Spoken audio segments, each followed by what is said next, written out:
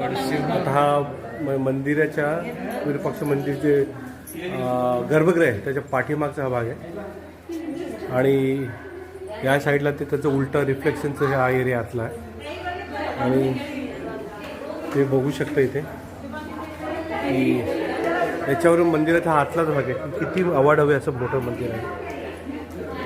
आता आमचे तनिषी आता याच्यावरती व्हिडिओग्राफी करते. मी ह्या पायऱ्या उतरतो. या पायऱ्या जवळजवळ एक 8 ते 10 पायऱ्या आहेत. त्या पण त्याची 1-1.5 फुटाच्या पायऱ्या आहेत, 2 फुटाच्या पायऱ्या आहेत आणि हे मुख्य मंदिर गर्भगृह आहे ते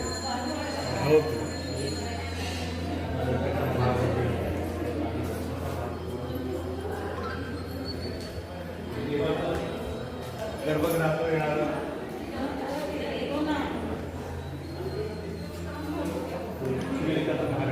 पाणी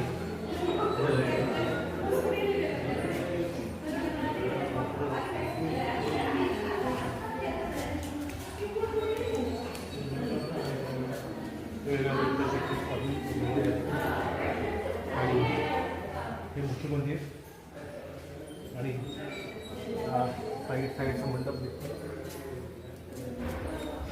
मुख्य मंदिर आणि समोर गोपुरम आहे.